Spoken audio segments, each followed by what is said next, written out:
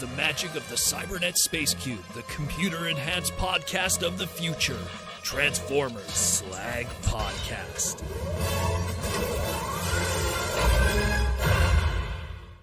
What up, everybody? How we all doing this Saturday night? It's going to be a big one. When Proto Man has 2 bottles of water, you know it's going to be a big one tonight. Oh, yeah. How we all doing this Saturday night? This is the Transformers Slag Podcast, Saturday Night live stream, main event. I am your host, Proto Man. This is the face that runs this place. This is the voice that you hear Monday to Friday. And what a Friday it was yesterday. We had a lot of stuff. I am thankful for everyone who was patient over the multiple segments that we post on Friday. We were just like bang, bang, bang from 1 p.m. until, I want to say like 11 p.m. We were putting out new segments one after another. It was crazy. It was crazy. And I apologize that not all the news that I was posting was up to date, because I was getting stuff, and by the time I was editing and putting it out, new photos were out. So that's what today is for. Today is the housekeeping of that. New information, new updates, new, prices, release dates, better photos than even what I posted. The only good thing about those segments I posted yesterday, you will get the more deeper history on some of those characters and the little, Easter eggs and everything. If you want to learn what Inhumanoids is, go check out the core class segment. But thank you for all coming. Who do we got today? We got Patrick Brown. We got David Cabal, Roman Schilling. We got Michael Koo. We got, who else do we got here? We got Link CW is here. We got a few of our patron members too. We got Will Murphy. We got Timmy K. Poindexter, Esquire, Bigums, Princeton Phalanx 59. Who am I missing? T-Formers 2002, our double dipper on both Patreon and YouTube members. Mike Rosen, always the first in. Ashnud.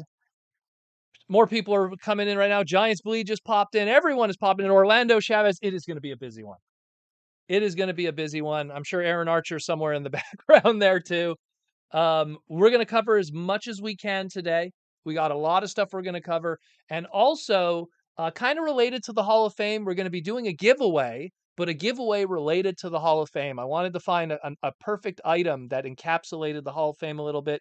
You'll see what I mean in a moment. So we're going to be doing a giveaway also later, which will be for the YouTube members, the green names, and of course, Patreon people. We'll explain how the giveaway works. You'll get a new Transformer toy in your P.O. box or your letter box or whatever it is, to a lucky winner here today. So, shall we? Let's jump into it, because we got a lot to cover, a lot of updates. So, bam! Let's start with those core classes. So now we got some newer, nicer, sexier images here. And some, with these images, I've been able to kind of see what's really going on. That core class Energon Megatron, now those little blasters that are on his shoulders there could be removable and could be used as guns, which the original toy didn't do. I just love how amazingly engineered a tiny Energon Megatron is. Like, it's so crazy to see that. And that thing's going to be tiny, so it's going to be really cool to see it like that. And hopefully we'll get, like I said, a Galvatron from that, which I know we've seen through listings online, that I think we will be getting a Galvatron around I think like wave 3 or something. And then of course, also, no surprise, maybe we'll even get a Shattered Glass. We will see. But I mean, I think that's really cool, that one. I wasn't expecting to be so excited about that one until I saw it. Then I was like, wow, because I should have brought it down, but I have in my collection, it's kind of hard to see. Oh, it's going to be really tough to see with the light there. There was a whole bunch of like legend scale, like Kabaya, Cybertron, and Superlink stuff. Many years ago, Japan did them, and I have the Megatron one, and it's it's about this big, so it's almost like a scout class in a lot of ways, maybe a little smaller. And I look at this one, and this one's like, the core is kind of like the mix of a scout and a legends in a way. But this is almost like some third party level tuning. Like, it's so nice how it looks. Looks really good. I am so stoked about that. I didn't realize that would be the one that I'd be like, wow, that's really cool. Especially considering the original one is huge. The Takara version, which was kind of like a Voyager scale, was still a huge figure. Then there was like a Burger King one, which I got somewhere in the collection over here too. Where's the Burger King one? You can barely see it's next to the Burger King. No, I think that was McDonald's from the UK. McDonald's Unicron. So many wacky ones. I'm just, hey, Energon's getting love. That's that's amazing in my books. That's amazing in my books. Then you got Tasmanian Kid from Beast Wars Second. Like that was Beast Wars Snarl, which is what Tasmanian Kid is in the West, was one of those Beast Wars toys I got back in its original run. Just because I was like, oh my God, a Tasmanian Devil Transformer? That's so cool. And I remember buying it brand new from Zellers. Think Target, but Canadian. Zellers, that's what it was called. Doesn't exist anymore, but I bought one from a Zellers and it was just so hype. And it was like, again, one of those like early Transformers. No joke. Probably at the time, considering how small my collection was back then, probably like in my first 50 Transformer toys, Snarl was probably one of them. As crazy as that sounds. Um, that's how early I got that. And look behind me, yeah. Anyways, that's a whole other story. But yeah, I'm super hyped about this one too. The photos don't do it justice. There is so many photos online. David White, who is responsible for all the photography for Hasbro, hats off to you, my man. You took tons of photos of all these guys. I only have like 3 that I picked of each one, but he did like, photo shoots of like 8 to 9 of every figure. And they look stellar, amazing. So great stuff too. He has his blaster that can hook into his wrist, just like in the Beast Wars anime, where he has it as like his blaster cannon. He has an open and closed mouth for his Tasmanian mode. I mean, I think it looks amazing. And again, it's a core class. Like this is something, if you would have showed me it, like, and not tell me the price point, I would have been like, oh, that's a really nice, like, deluxe class figure. They did a really good job with that. So that's almost like deluxe class engineering and paint in a core class price point. Really, really cool. And then the last one we got here, this was the one that I was so curious about, and I'm still unfortunately like hot or cold on it. I'm still kind of like, ooh, am I excited about this? Am I not excited about this? And that's the Infernac. That's the Infernac universe armorizers in this case, as they're called. Although this is the core class one, so might not be an armorizer in this case outside of being a weapon, but Infernac universe armorizer Boulder Crash, and it's some Fred Flintstone, it's stuff. It's a rock, but it's a vehicle, so it's a rock vehicle. And this is the one that's supposed to represent magma or like dried, kind of like a cooled down lava in a sense. I think each one of them are going to represent some kind of different stone. And so this one here of Boulder Crash is going to be that, where it's magma. And yeah, it is what it is. It's they. Evan kind of claimed that it's an homage to a specific episode of Headmasters, which if you check out the individual segment, I post side by side photos for comparison. I don't know. I don't know. I don't know. I think it's just they're just trying to figure out some way this could fit in. But it's the lava trike, as he calls it. You know what? Again, it's a small price point, so I'm not going to hate on it because it's going to be a small cheapy figure, and it's probably going to be cool for a small cheapy figure. Um, Maybe we'll see bigger and better stuff. I know that I kind of like did a whole, you'll see later, I did a whole separate photo shoot just for one of them because I really want to break that one down. But that's our core class. It's going to be shipping out January 1st, 2024, right for the new year. Right for the new year, the 40th anniversary of Transformers. No MSRP inflation increase here. It's keeping strong at $11.99, so still staying at $12. But pretty cool. Pretty cool. Now let's get into that deluxe class. Now, of course, you'll see I left one out because I want to talk about him separately. But let's talk about our deluxes. So first one we got is our Rescue Bots universe. I guess it's the aligned continuity because it is technically part of the Prime continuity. We got here Chase, who looks really, really good. Now that we got nicer photos of it, of the alt mode and stuff, It looks like he's going to have extra weapons that attach on the sides of his vehicle as well as the side of his wrist. Those were actually weapons that existed in the cartoon that he had too. He had these little like light up stuff, and the other one was like a sonic sound thing. He has his capture claw, which his original Rescue Bots toy had, the energized Rescue Bots. So that's a nice like deep cut to like that stuff. Where if you were a fan of anyone who saw my tweet like just a couple of days ago, or actually, technically it was yesterday, but my tweet yesterday where I said, kids who are 6 years old that grew up on Rescue Bots when it debuted are now legally able to be adults, like they're adults now. And it's crazy when you think about it. Rescue Bots is already that old and all that much time has passed. And now, there's going to be nostalgia for Rescue Bots. There's adults that are like, dude, I grew up with Chase. And I think he looks great. Like this is like masterpiece Chase. It's like as good as Chase is going to be from those play school level beginnings of like no articulation that those old toys have. And I have most of those old Rescue Bot toys. Some of those early Rescue Bot reviews on YouTube were actually done by me because I was the only one that cared about that show at the time. I was the weirdo, I guess. But he looks great. Really excited about him. The light bar is probably going to be removable. There's a whole bunch of indentations on the hood. So that could lead to a whole bunch of other stuff that it could be like repainted and retooled into. I mean, BMAC kind of said there's a lot of crazy stuff coming. So we'll see what happens with that mold. Some people were saying like prime cliff jumper. Some people are saying some form of lockdown. We'll see. We'll see. I'm not gonna make that call myself. I could see the cliff jumper. I could see that one. Maybe if you could get the little horns on the front of the grill and stuff, that'd be pretty cool. Maybe that could be a partial and a retool, and you could really pull something off there. But really curious to see where they go with that. That'd be really nice. The Windblade, I said it a million times. This is based off of the Cyberverse version, so I am very happy with that. The Cyberverse Windblade was a very cool character. I loved how she was in the show. She was practically one of the main characters, and she always got, like, for a lack of better words, just absolutely terrible toys. She had a deluxe class that, I don't know, like, it just had no paint, no weapons, transformation was, like, super basic, no articulation, and then she had a basic, like, legend scale that didn't even transform. It was like a half transformation because of how those gimmicks were with Cyberverse, and she was one of the main characters of the show. You know? She was one of the main characters. She had 2 toys.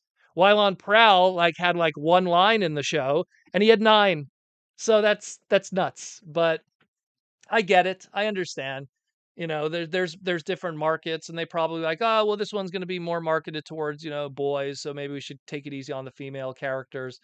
And I get it. I understand how that whole range of thinking goes, but still, at least now we got this. She looks great. She comes with her the Stormfall, her sword. She comes with a removable little fan on the back of her head. That's kind of like what her old very first toy did, especially with the Legends version. I like how her sword also kind of makes a booster for the back of the jet mode. She looks really good. Opening cockpit in the jet mode. Looks great. Looks great. Anytime there's a new Windblade toy, I'm all over it. I think she's such a cool character. One of those like, people are always like, "Oh, she's a Mary Sue. She's a this." No, she isn't. She really isn't. There's Mary Sues, trust me, in Transformers. I could name a few, but she was definitely not one of them. She was made by us fans, if anything, like through suggestion. So I think she's great. Super stuff. Love it. Can't say enough about it. Really happy with that. And then the Bumblebee, we already talked about it in the individual segment, but very excited about that one too. I do have one question though, and I don't know if it's David Wise who did all the photography, but it's hard to see in this photo. But go back, try to find HD images of these, and there's like tons of them now. There's like 8 different images. There's something wrong with the hood of the vehicle and the windshield. It doesn't seem to clip in well in any photo I've seen in the vehicle mode. Now, I don't know if that's just bad transformation and it just wasn't transformed properly. I don't know if it's some of the tooling is not done right and it's a partial that they used for the photography and it'll clip better with the final version.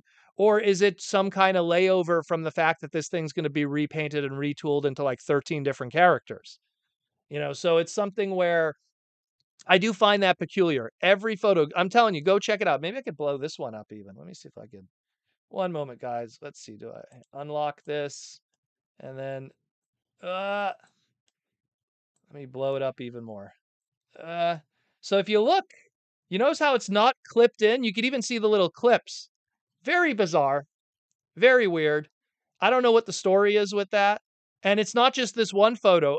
Like there's multiple photos of the alt mode, even the stock photo. So I kind of hope that that's just a mistake of the early EP1, energy engineering pilot one, the early prototypes. I don't know. I hope that the final product it clips in nicely, but it is kind of weird. Just kind of noticed that when I was doing all these photographies and stuff.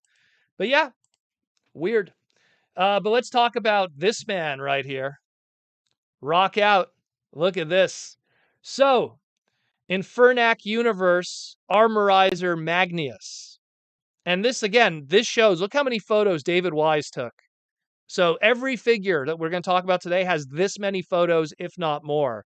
So if you want to see every inch and angle of these characters, go check out the photography that's on all the different socials by Hasbro Pulse, including, just Hasbro Pulse's actual sales website itself.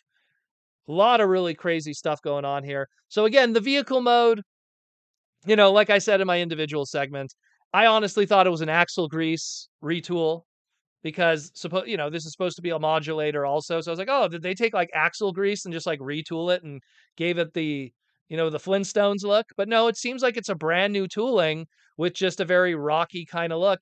In all honesty, I love the robot mode. I think it looks really cool. I love the coloring, the design. I just kind of wish it turned into a boring rock. Maybe it's just me.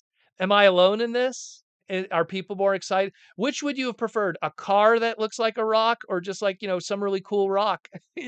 I would have preferred the rock, maybe just because I want one Rock Lord homage. I just want one. Just one. It's too much to ask for just one. But I guess they wanted to do a vehicle. They didn't want to take a risk, have something vehicular, have something that you could mix and match in vehicle mode as well as in robot mode, where I guess mix and match rocks. It would just be different colors. I don't know. I don't know. So this guy, he's supposed to be this one's supposed to be granite. So it's again using the different types of I guess stones and everything. So we might probably see in the future an emerald, a pearl, a ruby, gold, who knows? Get a gold nugget, that'd be really cool. But I think it looks great. I think it looks great. I don't know. You guys tell me in the comments. Would you prefer car rock or just straight up rock? I mean, I think I would have just liked straight up rock. But again, I loved Rock Lords back in the day. I love the Rock Lords today still. And they're super cool. So it would have been nice. Even just get one. Okay, you want to make all the other ones rocky vehicles. That's cool, but just one. I don't know. Anyways, they also show on the bottom right there. Probably should blow that one up for you guys too. How this is all going to work. Exactly the same like the fossilizers and everything that came before with the modulators. It's going to break apart. It's going to attach to your deluxes across all those 5mm pegs. You could do this and that. And then, of course, they're going to do at some point a combiner. There'll probably be a centerpiece and we'll get some crazy combiner robo, which I hope will have a really cool name or something. But again, they could use some of the Rock Lord names, but a lot of the Rock Lord names, unfortunately, are pretty generic. So you have to really you got to unfortunately really have to oops, there we go. You have to unfortunately really have to dig to find some names because you had Rock Lord names like Sticks and Stones and Boulder and Nugget, and Hasbro wants to own those trademarks, and you can't own Nugget, you can't own Boulder, so you kind of have to go outside of that, unfortunately. But I still think it looks cool. I think it looks cool. These same thing with the Boulder Crash. If I do get these are something that are going to be strictly in robot mode. And so they could just invoke their Rock Lord pedigree along with Inhumanoids. And then, I'll pretend that they turn into rocks or something. But still pretty cool. I dig it. I want to get one in hand. I think it does look pretty rad though. So all of these deluxes, same story. Oops, this one's now too big, but all of these deluxes, same story. They're going to be shipping out January 1st, 2024, and these will be $24.99. By the way, guys, if you want to say anything during all of this, just super chat if you want. We'll take stuff at the end, but if you want to get something in now, just super chat it. Let's talk about the Voyagers and the Deluxes. Left one out for other reasons because it's just a package refresh, but I'll get into that in a moment. So, when I first talked about Thundertron from the Prime universe, I said that he didn't come with the peg leg. Apparently, he does actually. I missed something during the live stream, but they obviously didn't show it physically. I don't remember them saying anything unless I missed something. They were rushing everything one at a time.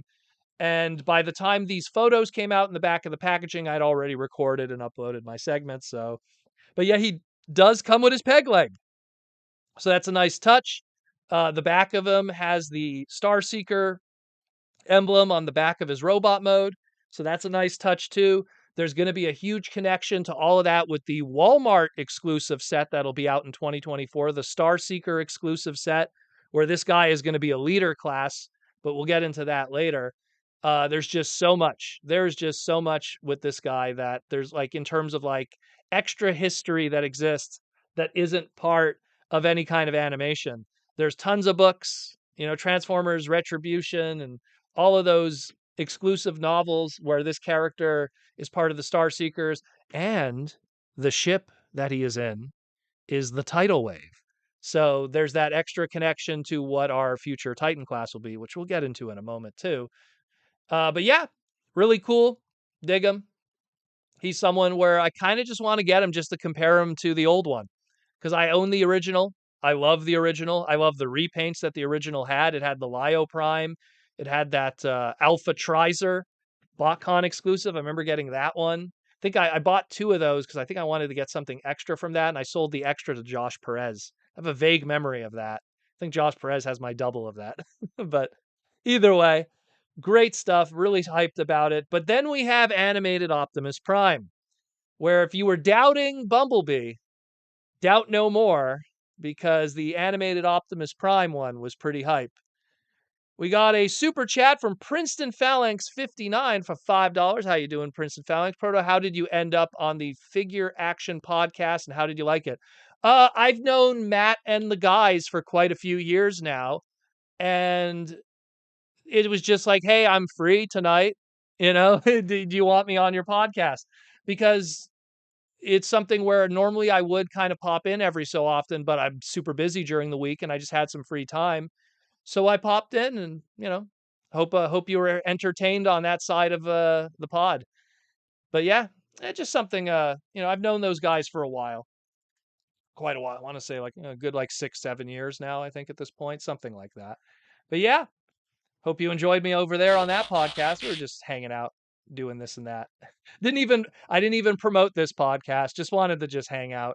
Sometimes when you see guys when they collaborate with other stuff, they're there to put over their own stuff. Like, oh, by the way, check out my podcast. I was like, nah, I'm just here to chill. I'm just here to talk about all kinds of toys, and that's what we're going to talk about here. But thank you, Princeton Phalanx 59, for the $5 super chat. So, this leader Optimus. If you doubted the Bumblebee, you don't doubt the Optimus at all. Because this one's looking great. This one's looking absolutely amazing. And this one, too, someone's got to Photoshop this. Hold on a second. Someone's going to have to Photoshop this. Because now we got a nice shot. We got a beautiful shot of the plunger.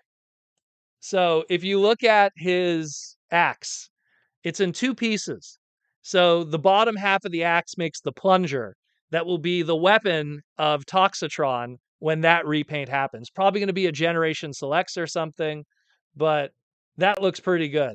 So we already know what's going to be coming for him. We know through listings that we are going to be getting an animated Motormaster, which, judging by the fact that the light bar is removable, they'll probably do something that's even more like, crazy, like accurate.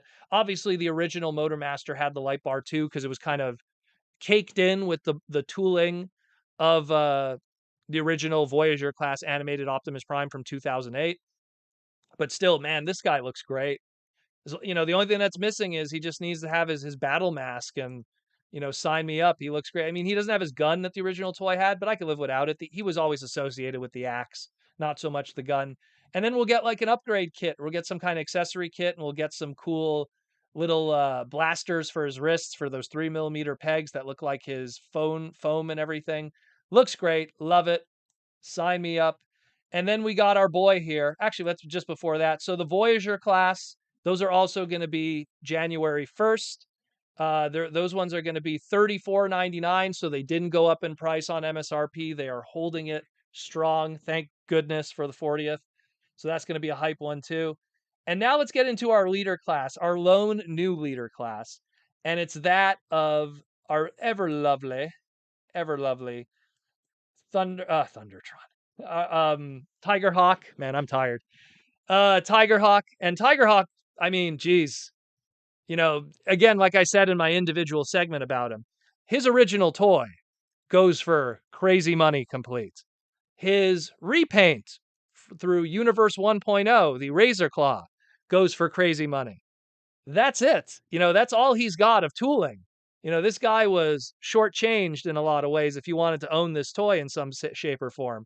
So now you get a better opportunity to get him. It won't break the bank. It's more show accurate, has the correct purple. The original toy had like a light blue that wasn't accurate to the show. I love the tooling on his face. I love that he could have his little wings that could be used as like weapons and feathers and the guns and the Gatling guns. Everything looks great. Everything looks fantastic. All that's missing is a spark driver throwback if they would have made a little spark driver. But I mean, that wasn't really part of the lore, but it would have been nice, a little extra deep cut, but still pretty cool. Who knows? Maybe when they do the repaint into Razor Claw, they'll put the spark driver or something. That'd be pretty crazy. But looks great. I really like it. And he's a leader class, so he's going to be $54.99. No increase in the MSRP either. And also January 1st. And then the last one that was also included with it, I didn't put up the photo, but the last one included with it too of the leader class is going to be a package refresh of the Laser Optimus Prime. That's just something that we had to get used to recently when it comes to Transformers. It started honestly with Earthrise. When we got Earthrise Wave 1, our leader classes in Wave 1 had Siege Astrotrain from the last series. When we got Kingdom Wave 1, we got not Galvatron, we got a Earthrise Optimus Prime from last wave. And then when we went into Legacy, we got Kingdom, Galvatron. Like they kept always bringing one across, you know? Holden Tolbert with the super chat. I'm hyped for the Magmatron train, orgy mode. What are you hyped for? Oof, I'll get into that when we finish everything, trust me, but there's a lot. I want to take a moment too, also, Holden, but thank you for the super chat, to marvel at the beautiful box art that Marcelo did for all of these. What I love what they did this time around is the front of the box has the alt mode, and then the side of the box has two different kinds of robot mode art. You have a beautiful, unique face profile of the character, and then a full body action profile on the side. And those look really, really good. And that's for the Deluxes, the Voyagers, and the Leaders. The core class, unfortunately, will just have alt modes on the top of the hanger flap for retail. So that kind of sucks. But otherwise, everything looks fantastic. Like, it's just what a great package. Everything that's going on here. The leader classes are now going to be open box. They are going back to open packaging for leader after doing it for about, I'd have to say, a year and a half. They started it with Studio Series and then they moved it into Legacy Evolution. I guess retailers were complaining. Maybe Amazon was like, hey, you're making us get stuff that are returns and we can't even guarantee if the product is in there. So now we have something that's a little more secure, I guess. And it's better for us because we like to be able to look at our figures because sometimes there's paint defects, sometimes there's scratches. We want to be able to look and see if the paint is good on it, and especially if the figure is even in there. You're buying a leader class and you're going to be paying that, $54.99, or in the case of Canada, almost $70. You want to make sure that figure is in there, and you want to make sure you're getting the best possible paint. David Cabal for the $2 super chat. How you doing, David? Hi, Proto. How come they didn't do a pipeline reveal? Oh, I'll get into that in a moment, David. We actually have some updates from BMAC after everything was said and done, straight from Instagram. So we'll get into that with the pipeline, or through the space bridge, as we like to call it. So yeah, so Marcelo did some great work with the box art. Looks fantastic. Love it, love it, love it. Looks great. Thank you for the subscribe, Jedi. Thank you for joining. But a lot of great stuff here. Fantastic. Great, great, great. We also have the Hall of Fame. So this year for the Hall of Fame, they put in a very important individual from the Takara side of things, Takio Ijima-san. And Ijima-san, his first gig ever with Transformers was the Action Master UK stuff. The first thing he ever designed was the UK Action Master bombshell that you see right there over his shoulder. That was the very first thing he ever did for Transformers. And if you saw his induction speech, he was like, ooh, the stuff I was doing at the time, I don't know if Transformers was still going to exist, because that's what he was doing. You know, he was doing the Action Masters. He made Omega Supreme. Thank this guy for Omega Supreme. And thank Princeton Phalanx 59 for gifting a whole bunch of subs to people. Thank you, Princeton Phalanx 59. We got some brand new subs. We got Brandon's a sub, and Diego, and Somkiat, and Mayoral Fabrication, and Rodimus Supreme. We got a lot of subs today. Woo! Thank you, Princeton. Very good. Nice stuff.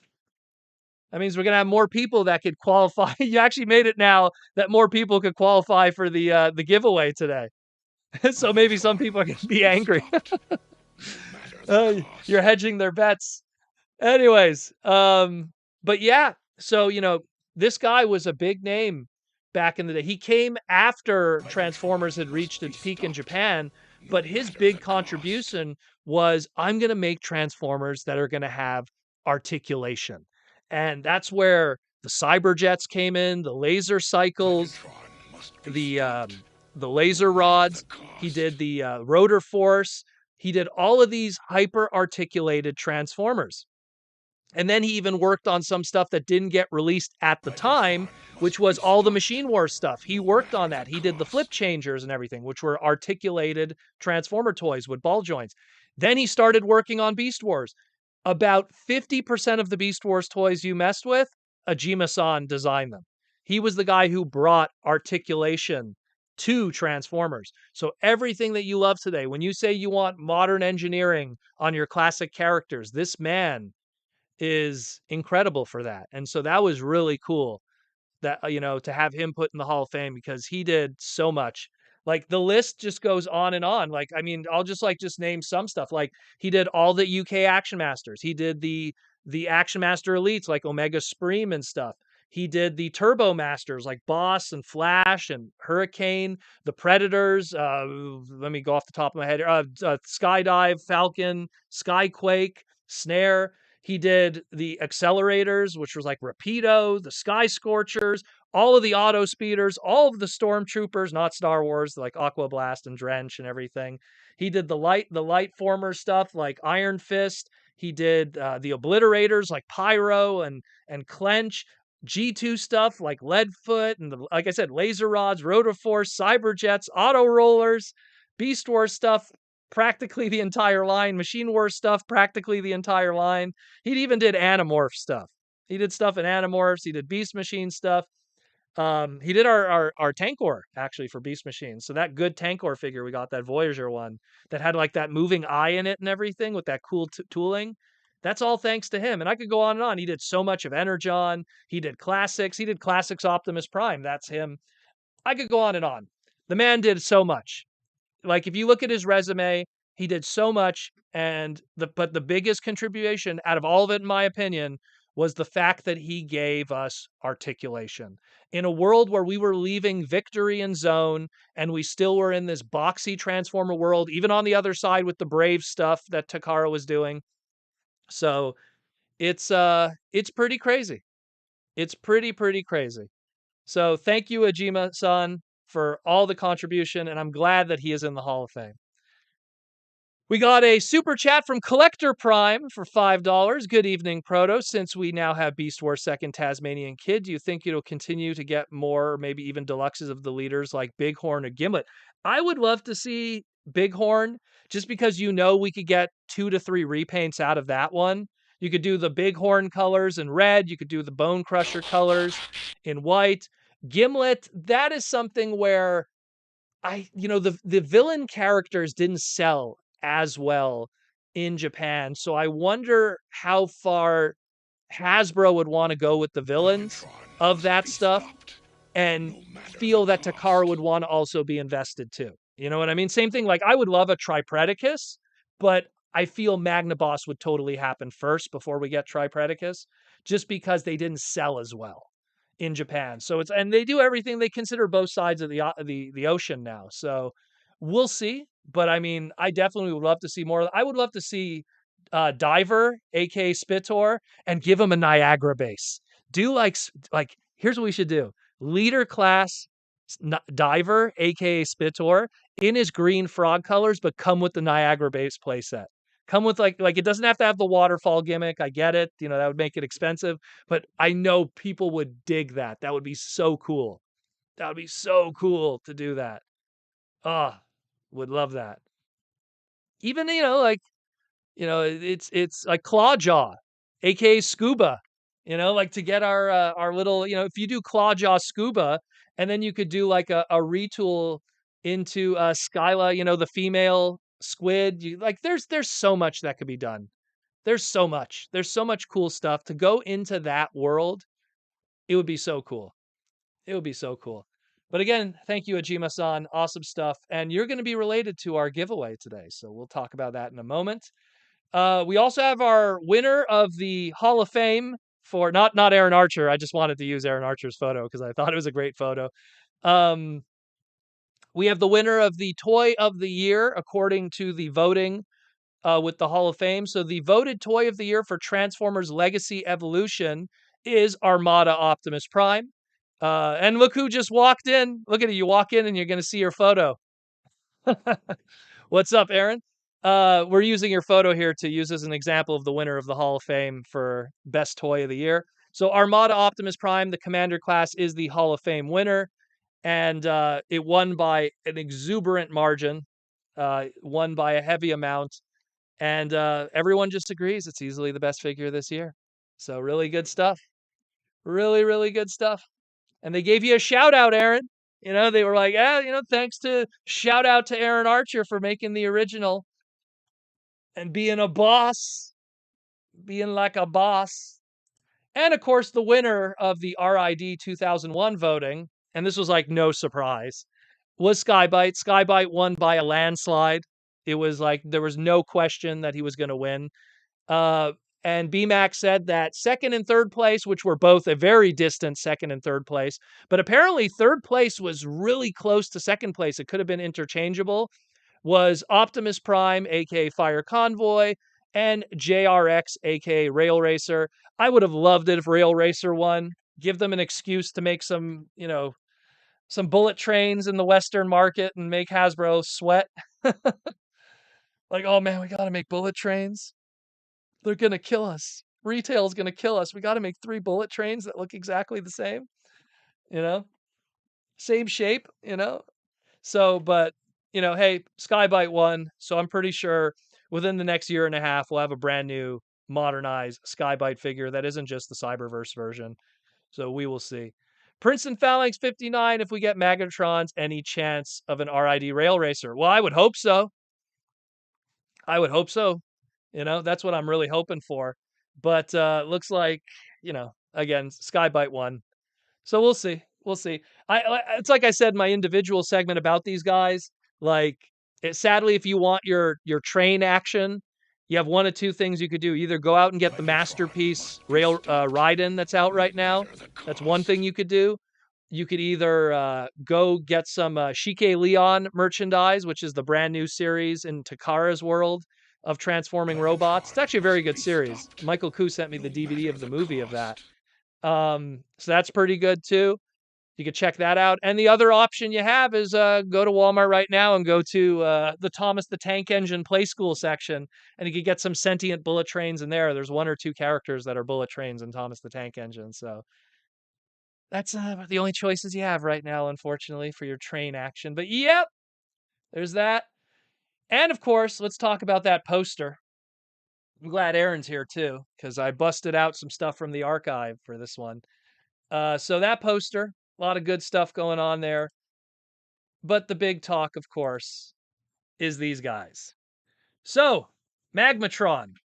So apparently, this news just released yesterday morning. Not yesterday morning, this morning around I was I don't know if I was asleep by then, but around 3 a.m. in the morning, JT Prime 17 confirmed that Magmatron will be our commander class and will be kind of more of a triple changer as opposed to coming apart. So that's kind of interesting to hear because the original Magmatron really kind of came apart, 3 separate dinos, could make the orgy mode. I keep calling it that, but that's literally what it was called back then. You know, the combined dino mode, individual dino mode, and then combines together to make the Magmatron robot mode. According to JT Prime, it says that it's going to be kind of a triple changer kind of thing instead. But again, we'll see. We'll see what he's talking about. Sometimes it doesn't come to light. And then, of course, we're talking about our Titan class confirmed from JT Prime 17. Titan class,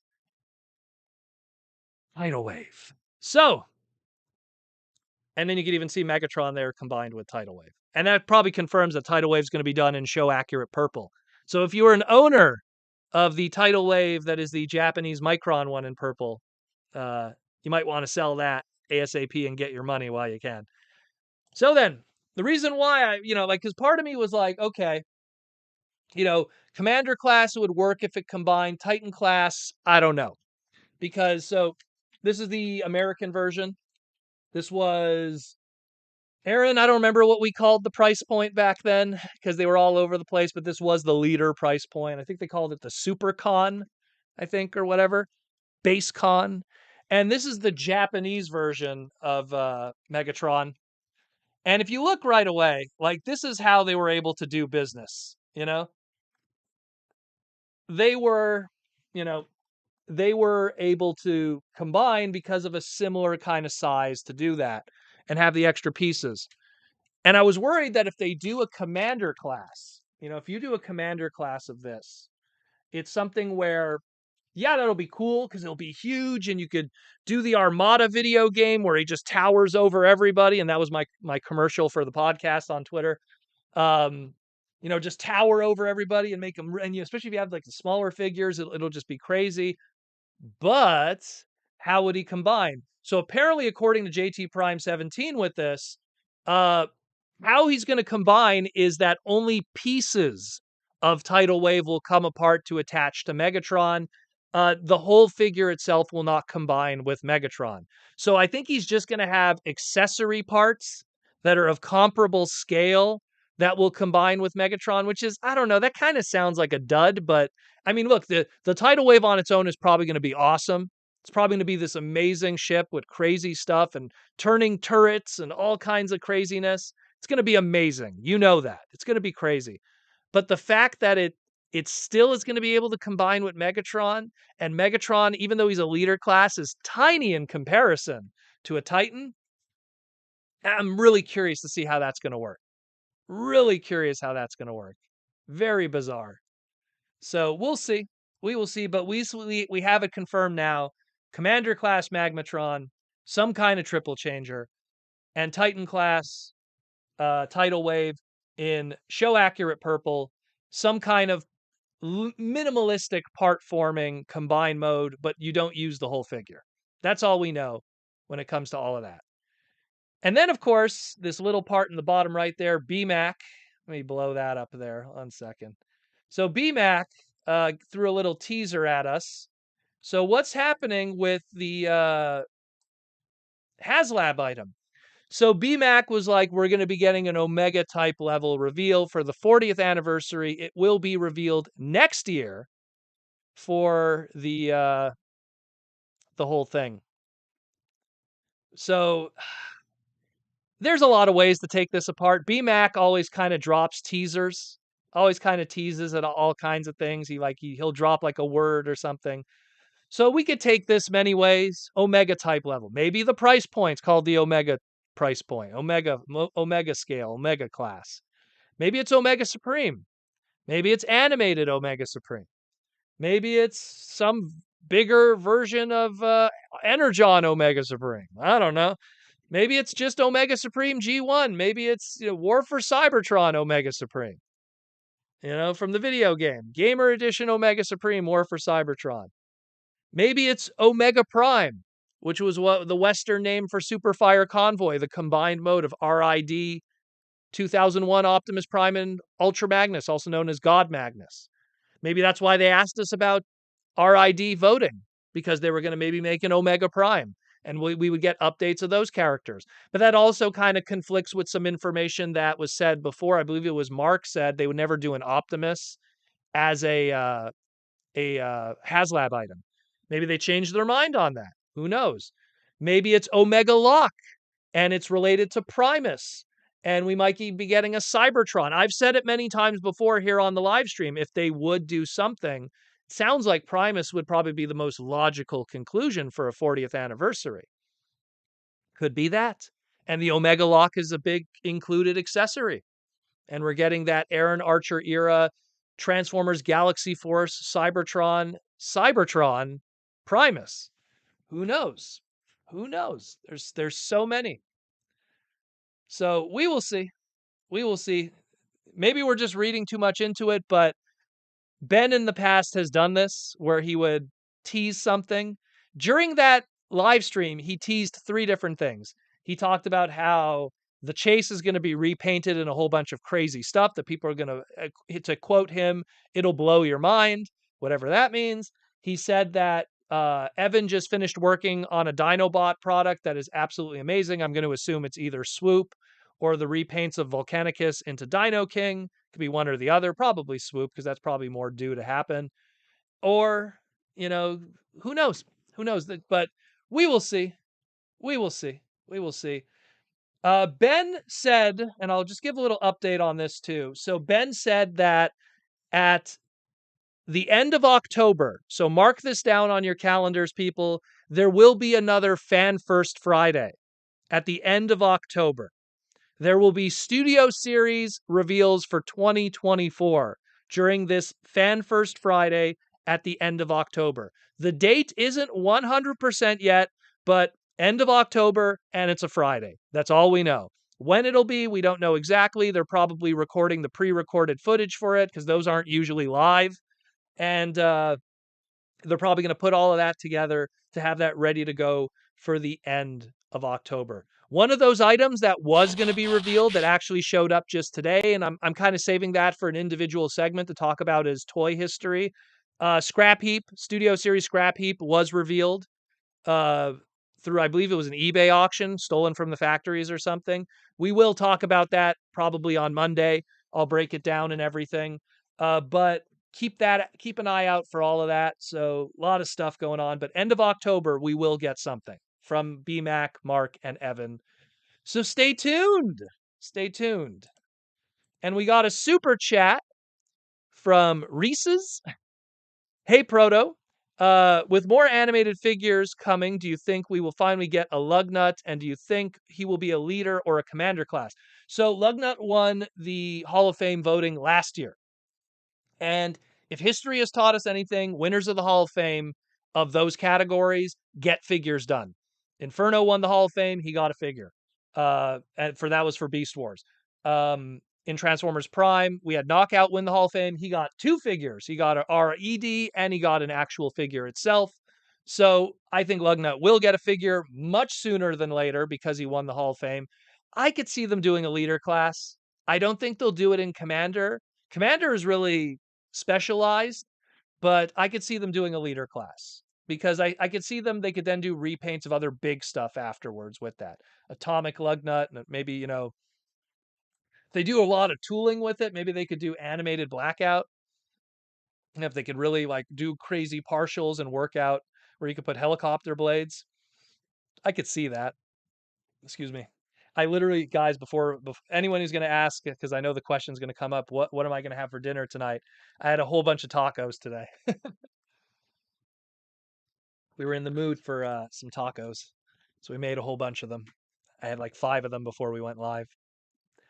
Um, Quick Randy with the $2 super chat. Thank you, Reese, by the way, for the question. Thank you very much. Quick Randy with the $2 super chat was the energy monster from an old listing. So the energy monster listings that we got, that was actually to represent 2 different characters that we got in Evolution. One of them was the Skullgrin, was energy monster, and the other one was, I think, the other pretender shell, which was what's his name there? The other one that we got. So I think it was just to represent that. That's what I think it was. It was just a weird stand-in name for the pretender shell characters.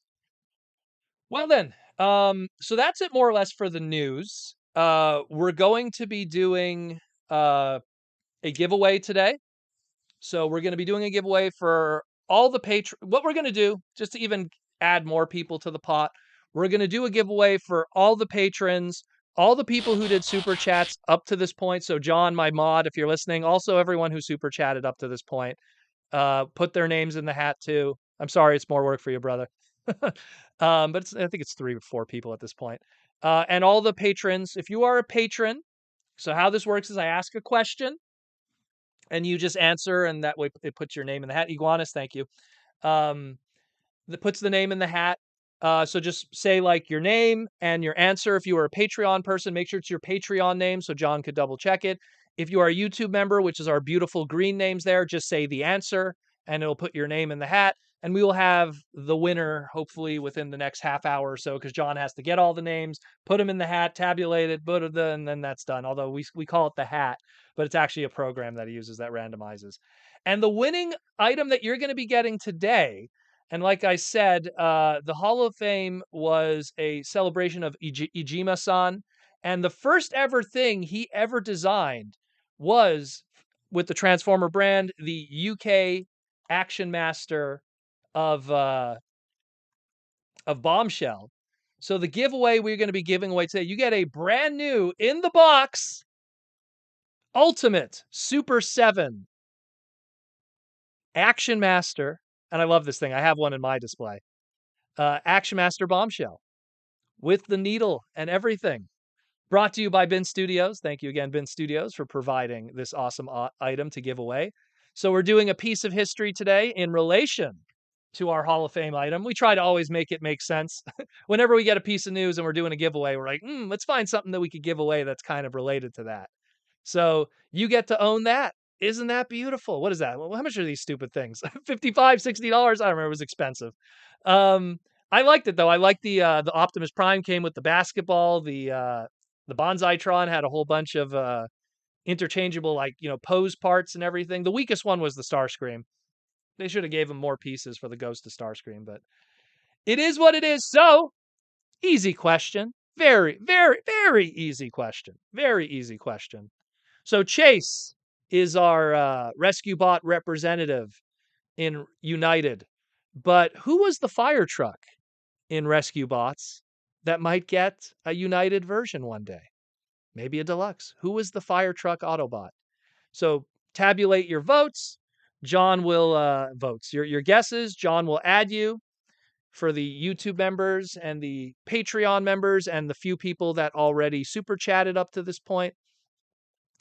And we will put you in a hat and we will have an answer, hopefully within the next half hour. I don't want to rush John, so that way he's got that. So, and while you do that, I'm going to take a sip of water because let me tell you, it's going to be, I got some on me. It's going to be a busy day. Good stuff. Good stuff. Mr. Gamer Galaxy, welcome. Nice to see you again. Just trying to see Rodimus Supreme is here today too. Horned Owl just came here. Let's see. Who else is new that just came in? I might have missed somebody. James Hopkins here, and another one. Whole bunch of people. So we're just going to do that. I'm just going to give you guys like another minute or so, and then we'll close it up. So that way John has a cutoff point too. You know, and then we will jump into some sponsorship. We'll talk about some items, and then we'll open it up to super chats, and then announce the winner. Shall we? God, we're topping out at like already over 200 people tonight. Good stuff. Yeah. Tom McNeil, how you doing, brother? Rodimus Power Unboxings here too. A lot of people popping in today. Good stuff. Tucker is here too. There's Tucker. He's not here. I guess you're not Tucker. All right, we'll give it 10 more seconds. And then we will call it quits. And then we will jump into the other stuff. And we are done. Okay, so that'll be the cutoff, John. And yeah. So we'll announce the winner. What we're gonna do is we'll announce the winner maybe in 10 minutes or so, or 20 minutes. I'll wait. John will send me a PM and let me know when he gets his thing. And we'll announce the winner. And the winner, like I always say, contact me through, if you're a Patreon member, the easiest way to contact me is through Patreon. If you are a YouTube member, Instagram or Twitter is the best way to contact me. So I could get your home address, so I could ship it to you, and so I could then stalk you later and make sure that you leave the window open when you shower. Just the basic stuff. But you have to be located in continental USA or Canada. If you are located somewhere else in the globe, we will ask that you kind of help us with the shipping, because we've shipped stuff in the past. And let me tell you, we were eating it. So if you could just help us with the shipping, hey, you're getting a free $55 to $60 item.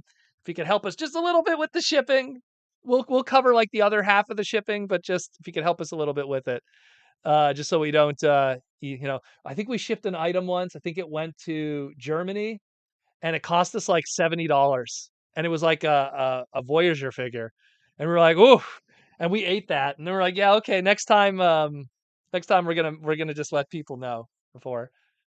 But yeah, so we'll get into sponsorship. We'll tackle everyone's like Rodimus Power. We'll get to your questions and everything. We'll take the other green question. We'll open it up to green questions too, as well as super chats, and yeah, and then we'll just enjoy the rest of the day. Facebook, you could try, but the thing is, I don't really like use Facebook for business. Let's put it that way.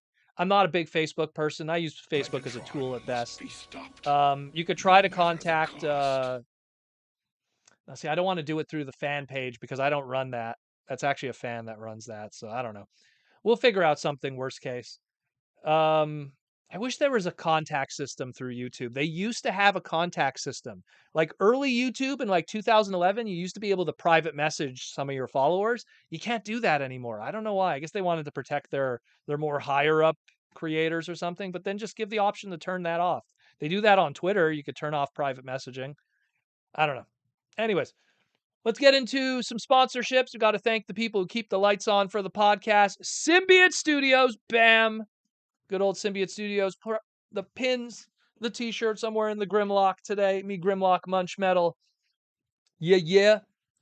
The pins, the t-shirts, the plush, the official Transformer plush Transformers. We already talked about the Primal. If you didn't get Primal, go check that out. We already talked about the Transformer Slag podcast. Slug. Slug. It's Slag. I don't care what anyone says. It's Slag. Slag Dinobot.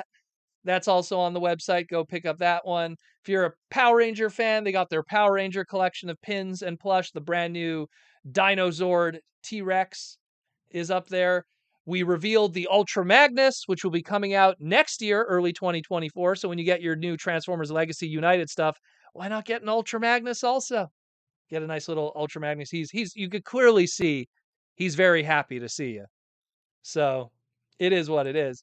And of course, the whole rest of the collection with many more to come in 2024. Don't miss out. These guys sell out. They are great. They are awesome. And like Tom McNeil says, it'll always be Slag. You know what I always say? I always say, like, look, if Hasbro doesn't want to use Slag, I will gladly take it from you. That way, whenever you Google or Facebook Transformer Slag or YouTube, I'll come up instead. I will gladly adopt the name and take it away from you, Hasbro-sama. So, no problem with that. But yeah, check out the rest of the crew. Again, Symbiote Studios, Hasbro's official plush pins and t-shirts for all their brands.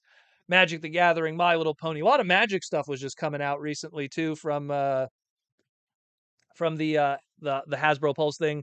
A lot of good GI Joe stuff. I love the GI Joe stuff they were revealing. Power Rangers is still alive. Still alive. It still has a few items here and there. So, looking good. But yeah, good stuff. GI Joe and everything. And of course, we got Seats. Look at that. There we go. Seats asked me to keep pumping it, so I figured why not. Here you go, guys. Thank you again for the beautiful Seats. Go check them out, andseats.com. Use promo code PROTOMAN and get 15% off your first order of a Transformers Seat or one of their other beautiful seats. They have a lot of other good stuff too of different branding. But of course, hey, the robots in the skies is the name of the game. And of course, the man who's in the chat today, the man who was partially, in a small way, responsible for our Toy of the Year, Aaron Archer. Check out Toy Armada with Aaron Archer, the podcast. We have our brand new segment recorded. It's in the can, ready to go. Just waiting on a couple images here and there, and then it'll be fully edited. And then you will have a brand new Transformer-related segment coming from the Toy Armada with Aaron Archer. But until then, we got our new Beyblade segment that's up. Really good interview with Steve Bono, the guy behind the Beyblades, along with Aaron Archer and my dumbass. As well as a whole bunch of other great stuff. Go check out the Armada segments. Go check out the Batman segments, the Star Wars segments, the Alien segments, Predator, Total Justice, whole bunch of good stuff on there. Learn how the toys were made from the people who actually made them, not just people speculating on, oh, maybe it was like this or maybe it was like that. Check it out, yo. Check it out. And of course, Aaron Archer's new book, The Art of Transforming Robots, Volume 2, Color Edition. That's on archermonster.com/shop. $20 gets you the book. Another $15 on top of that gets you a custom sketch on the inside of the cover of your choice, as well as a beautiful autograph by the man himself. 36 pages of full color Transformers original art from that era of the man who created it. And speaking of going to archermonster.com/shop, a new wave of instructions has hit. So if you have not got a cool Transformer instruction with original painted art on top of it from that era, from Aaron Archer, signed and everything, right now we got alternators, Rodimus, we got animated Wasp, we got Energon Bulkhead, which was Sprang in Superlink, and we got Ravage. We got the cool Battle Ravage, the Terracons from the Energon world. So go check those out, archermonster.com/shop. Those are available right now. Get them while you can, because let me tell you, you know it, they sell out really, really quick. One of a kind item that you could have framed on your shelf or framed on your wall or framed in your bedroom while your wife wonders, what the hell are you doing? Why are you moving our wedding photos? Too bad. Aaron Archer is in our bedroom now. Oh yeah. It is what it is. Anyways, guys, that's it more or less. So hold on, I saw a question here. Let me jump into it, and then we'll do the giveaway because John just messaged me. One sec, perfect. So I'll make sure with the phone. Rodimus Power asked, "Are you satisfied? Are you satisfactory with the Pulse announcements?" I will say this: like the only thing that was kind of a downer for me was I was hoping more Rock Lord lean. I guess I don't know. I'm an '80s guy. I grew up like I was born in '83. I had Rock Lords and GoBots growing up. I actually had no joke. I had more GoBots than I had Transformers growing up. They were just cheaper. They were cheaper. They were bootlegged easier. And so I have more slight connection with those guys.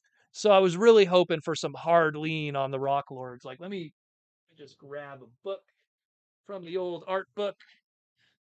I always love this one, The Machine Robo Wedge. Such a great book. Let's go to the Rock Lords section. Rock Lords.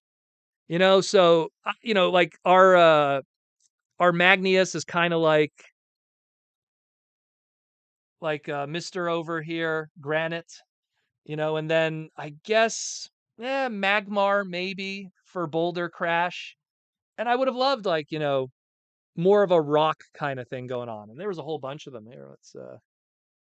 You got even the Jewel Lords, female character, you know, really good stuff. Love them. Love them. Do we have some of the American ones too? Here's some of the American Rock Lords, even more. And those terrible colors that were used on some of the repaints. They were so cool. So cool. And that's why I was kind of hoping more. I don't know, it's just maybe the Flintstone vehicles aren't doing it for me. I don't know. I don't know. Maybe it's just me. Maybe it's just me, you know? Just want to miss anything. Oh, there's a slag conversation. Slag means molten slag. Well, yeah. So slag, it's extra layers in that. So here we'll pretty much break it down, right? So number one, okay, like there's extra layers. I messed up the camera terribly today. So there's extra layers to that. The Dinobot that was a Triceratops, right? Was the flamethrower of the Dinobots. That was his function designation. So he was a flamethrower. Now, if you've done any welding, I'm a mechanic, so I've done tons of welding. When you weld stuff, when you use the flame torch or the flamethrower, what melted metal is called slag. So that's where slag got his name. It was a connection to his function as a Dinobot. 86 movie, he spits fire. So that's like associated with that character. It makes sense. It's not trying to be rude. It does have connotations in the rest of the globe where it does mean something else. It happens. It happens all the time. Um, and that's where that whole issue comes up. Look, even before it was a problem, they were saying it all the time in Beast Wars. And it sucks because I loved it in Beast Wars that they used the word slag because it was the closest we had to a shit word, like a swear shit word in Transformers. They were saying shit. Ah, shit, slag, slag. And I loved that. I love that there was a swear word in Transformers. That way we knew what they were trying to convey. Now they say scrap. Ah, scrap. But it just wasn't the same. And now, because there's a certain part of the globe that gets offended, oh, you know, sure, whatever. Whatever. Look, we had the same thing with the Power Core combiners. Aaron Archer had to go through that. There was a character named Spastic. They couldn't call it that because of the UK, so they called it, I think it was called Overrun, Run Over, something like that. It was it happens. It happens. You know what, whatever. I'll still call him Slag. It's what I remember. It's what sticks in my head forever. He was Slag way longer than a trademark and people being offended. Life is too short to stress yourself over offense, as I always say. David Cabal with the $2 super chat. I'm going to finally check out the TF manga. By the way, guys, if I miss any of the green questions, just repeat them. Just repeat them again because they always get pushed up when they're super chats. Gonna check out the TF mangas. Got them all here. These are super great. And I'm telling you, I don't want to have to reach these are way better than even the original Japanese ones. I own the original Japanese version. They did like an omnibus, and these are even better than those. They got the color pages, which is like, that's crazy that they have those in there. Like the opening color pages, monochromes, they have the throwback kind of like extra art on the back, nice hardcover, and a lot of these are still on sale through Viz Media. And I'm telling you guys, you know what's going to happen? They're on sale now. They're on sale now. 3 volumes, they're on sale now. One day they're not going to be on sale anymore. They'll be out of print, and then they're going to go for stupid money. A hardcover book like that, fantastic. Fantastic. What a great stuff. David, get them all, man. Get them all while you can. Get them all while you can. Let's do, okay, so the winner of the, one moment, got to get my phone. The winner of the, got to get the slide here. So the winner for the lovely Transformers, Ultimates, Super 7, Action Master, Bombshell. A Ajima-san nod today for the winner of the Hall of Fame is James Hopskin. James Hopskin, are you there? Say yo, James. And if you do not, we have a second place waiting. James, just say yo, so I know, and then we could go, bro.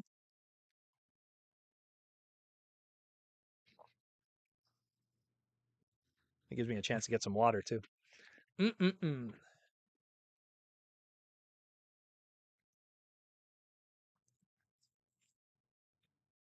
There's James. All right, James. So please contact me through Instagram or Twitter, and just give me your personal information so we can have it shipped to you, brother.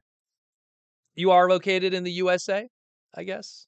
Sure. I need to know that too, I guess, so I could start planning everything.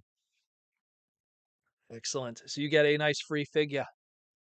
Excellent. James, enjoy. And thank you for being a supporter of the podcast. Imagine. James just joined tonight too?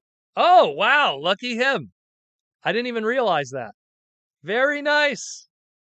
Very nice. In Michigan. Okay, perfect, James. So please, if you have Twitter or Instagram, please contact me through that.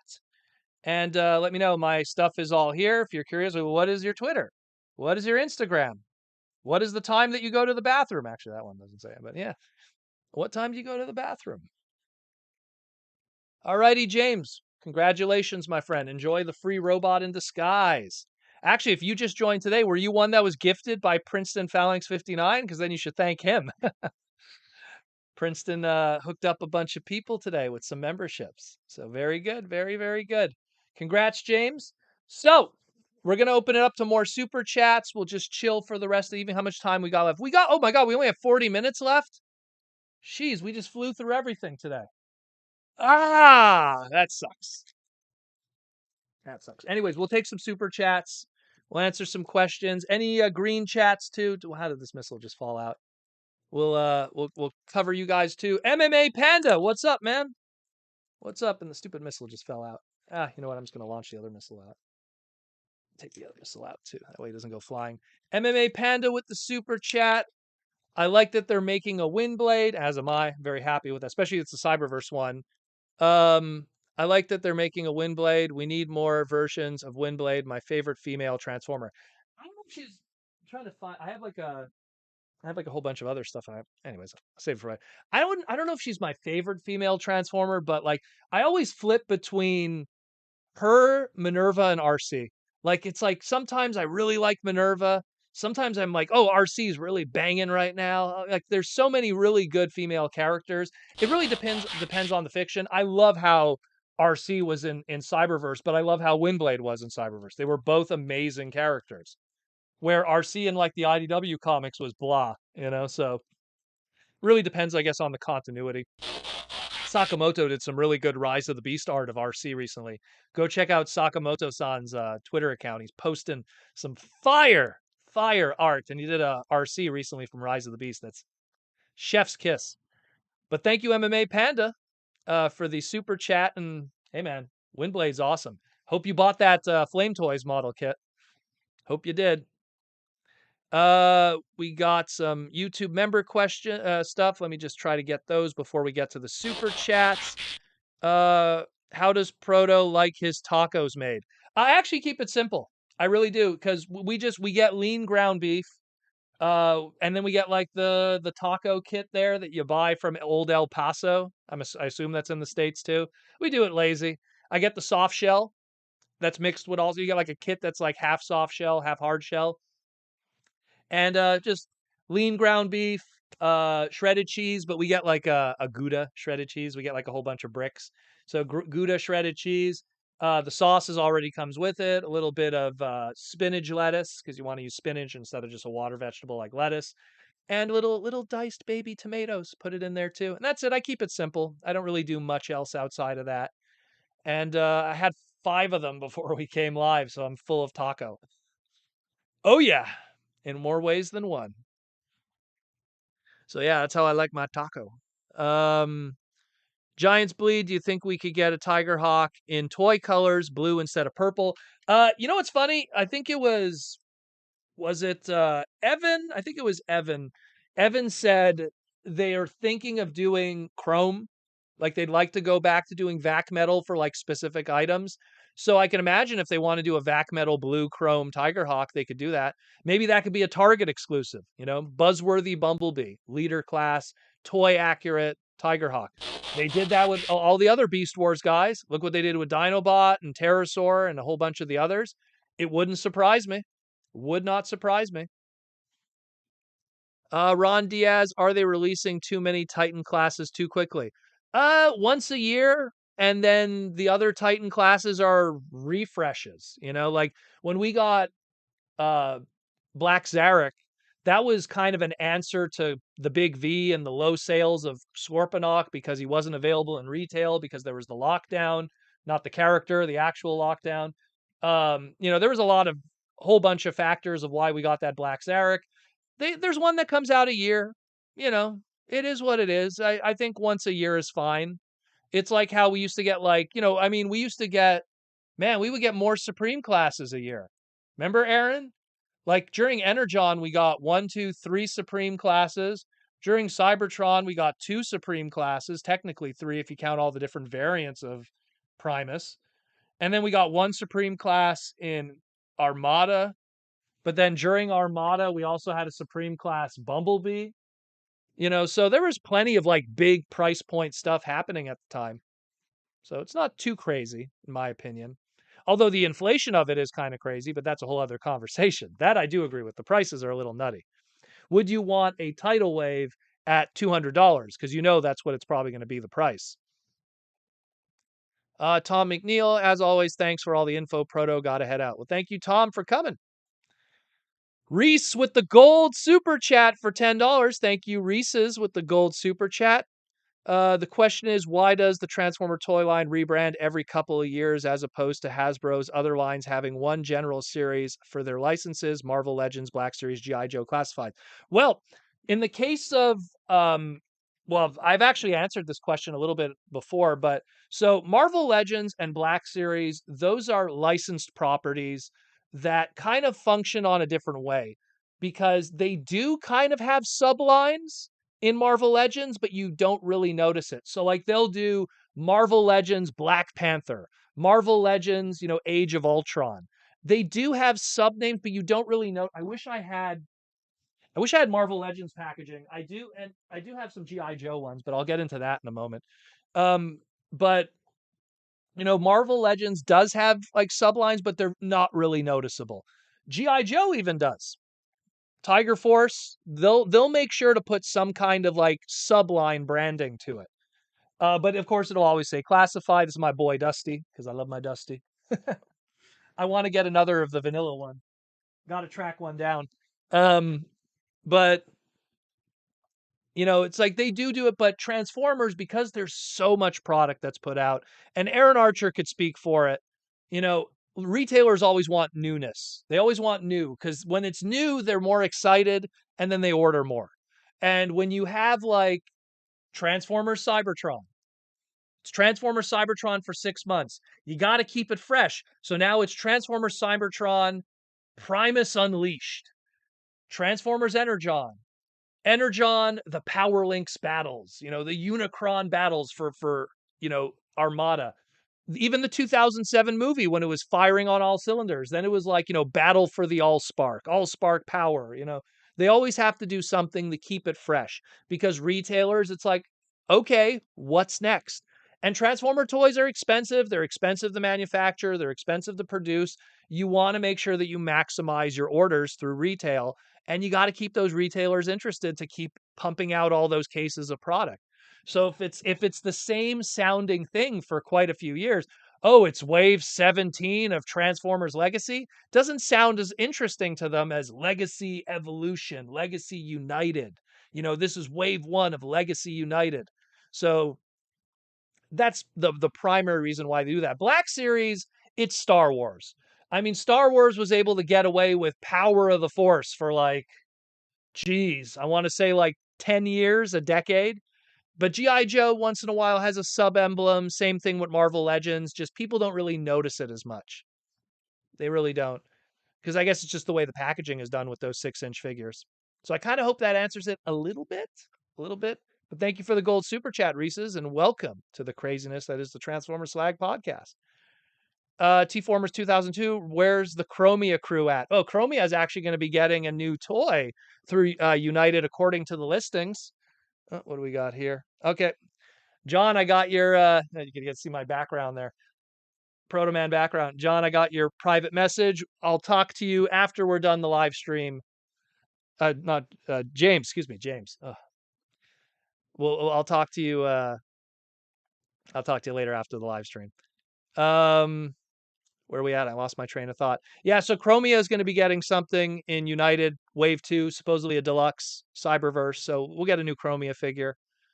Michael Koo with the $5 super chat. Thank you, Michael. With no combiner in Legacy United Wave 1, do you think we will see a new combiner in Legacy United? There's no sign of anything in the main line itself. I think that they probably, and this is just my opinion, I think they want to sit on Menasor a bit, do a couple more repaints, do a box set like we already have. We have the G2 stuff coming. I think they want to do just a more with that tooling and that molds, like the individual characters. And then they're might going to be revealing something. But as it stands right now, nothing in United shows that we have anything that relates to a combiner team. And I would have, imagined something even remotely shown. But I mean, here's a fun fact, right? Look at this poster. You know what's amazing about this poster? There's not a single Generation 1 character on here. Yeah, okay, maybe Windblade, but she's like Neo G1, you know? Not a single G1 character. It's Beast Wars, it's Energon, it's animated, it's Prime, it's Rock Lord, Inhumanoids, it's Beast Wars Japan, it's Armada, it's Rescue Bots, it's anything but G1 in this poster. So think about how times are changing. Think about it. What, now the new G1 is whatever kids grew up with in those past 20 years. So think about that. So to now invest in Superion, Defensor, it's something where we'll see. I think they want to still settle on how well everything went with those tooling and then move to the next thing. That's just what I think. Where we go? Paul with the $5 super chat. Why did fans like Tidal Wave? I didn't understand when he could fire all his guns from his hips. Hey man, he's got these little turrets that move when you put the Minicon in. He's got like that little storage area on the side here. You could store I believe it was Ramjet was his Minicon. I love that. You can store his Minicon in there, Ramjet, who, fun facts, the smallest of all the Minicons is Ramjet. I love it. Great figure. Great figure. I love that he has the seats. You got little seats for your Minicons. They want to sit and have a chat in his legs. So much going on with this guy. Fantastic design. Fantastic, but I won't talk too much about it because maybe one day we'll do a crazy segment on the Toy Armada about it. We'll do a deep dive on him. But I think he's great. I mean, everyone has different mileage. Everyone has different taste. But the Titan class will be Mr. Tidal Wave. Tucker, I like Old El Paso, but I make my own seasoning. Oh, okay. There you go. Yeah, I just use whatever's in that bag that they include. I just use whatever. I'm not gonna go crazy with tacos in terms, I already put enough unique stuff. I use my own cheese. I use a nice Gouda. I use spinach, baby tomatoes. So that's my customization. Abraham, will this Windblade fit well with the Cyberverse Deluxe? I would imagine so. I mean, if I'm just looking at my Cyberverse stuff now. I imagine if they're all the same scale, look, the Warrior classes, which were pretty common, we're pretty much in that. Do I have see, the only Cyberverse figure I have close by is I have the deluxe slag, slag slug. I mean, look, here's a deluxe siege, so it's in the same ballpark. I think it'll be fine. I think it'll be cool. And then we'll finally get a good one. Finally get a good one. Giants Bleed is talking to somebody. Some cat, hey Proto. You think we could speak into existence a Titan class Iaconus from Cybers? I would love that. I love Iaconus. Iaconus, and it sucks because Iaconus's actual toy from Cyberverse is a mess because it practically breaks out of the box. And it's not me being an idiot, is because he's like part of those like spin changer price points, which the way that they're packaged, the spring is already loaded. So if you get an Iaconus mint in box, chances are the spring is already broken. Because I got my Iaconus on sale long after it came out. I wasn't going to buy it brand new because it was too expensive for a simple figure like that. But they had them on sale. They were all broken. It was crazy because I bought one. I was like, did I break it or something? And then I talked with other fans. Those spin changers from Cyberverse are a mess. It looks great. It looks dynamic. I did a nice photo of it on my Instagram. I used it with like these little micro transformers, and it looks really cool. It's a cool city-based transformer. I like his idea of him in the show, but I want a better figure. His nice big sword that he has that he comes with looks kind of like the Star Saber. Great figure, except for the gimmick. The gimmick ruins the figure, and then it makes it a floppy mess. So it is what it is. Patrick Brown, I don't want to pay $200 for a Tidal Wave. No, but will absolutely. Well, that's unfortunately it's definitely going to be $199.99. That's just the new price point for our Titan classes as it is right now. Let me just make sure I don't miss anything else. I want to make sure I don't miss any other questions. Lord Uberon, YouTube member question. What's up, Proto? Just want to say how much I appreciate your show. Your show is very helpful to me since I lost my sight 10 years ago. Oh my goodness. Really? Are you okay? What happened, my friend? Well, it sucks because I added a visual element to the podcast maybe a year ago, but I'm still a very talkative guy. So I will say this, my friend, now you don't have to look at my face. So I guess you're lucky in that sense. Everyone else who has sight has to suffer looking at me. So I guess it works out in the end. But thank you. Thank you for the kind words, and I hope you do well in life, my friend. That's really cool that you enjoy my content. I hope to make it sound as nice as possible. Um, James Hopkins sent info through Instagram. All right, James, I got your stuff. Perfect. Perfect, perfect, perfect. No, but that confirms it now. That's you. You know, is that you, sir? Is that you? You know? Yes. Um, James Bleed, does Hasbro have the trademark for cryotech? Yes, they do. They used it recently for a Funko Pop of Visionaries Cryotech. Completely different character. But they do have it. They used it for a Funko Pop. Why haven't we gotten a TM2 Megatron yet? Because they're not stretched to do a cryotech. When that cryotech is going to expire after that, I'd have to see the date when that Funko Pop came out. Then we'll give you an answer. Then you'll be able to get your cryotech. It's going to happen. You know it. I know it. Evan and Mark and BMAC, they all know it. The blue repaint's coming for sure. For sure. But Cryotech was originally a Visionaries trademark through Hasbro, and they lost it all those years ago. They refreshed it and used it again when they made that Robots in Disguise character, and then they just kept it alive. And then Funko Pop was like, "Hey, we'll do a Visionaries Cryotech." So that's sometimes the good thing with licensing stuff like Super 7 and Funko Pop and all of those other companies. If they're willing to license and do the character for them, saves them a trademark. Giants Bleed, could Dino King come as a box set, or will they do it under the United banner? I imagine, this is just my opinion, don't take it as gospel. I think they'll do a box set. I really do. To get everyone to buy them again individually, to spread them out across multiple waves, but now they're not iconic characters that people grew up with in the West, would be a little risky. So I imagine, and again, they're small. So a box, like if they're willing to do a big box set for deluxes and a commander class, I could see them doing a box set for a bunch of core classes. I could totally see that. It'll be a Generation Selects exclusive with a repaint and a cool, I imagine like a cool victory style kind of box. They'll do something like that for sure. I can't see them doing it individually.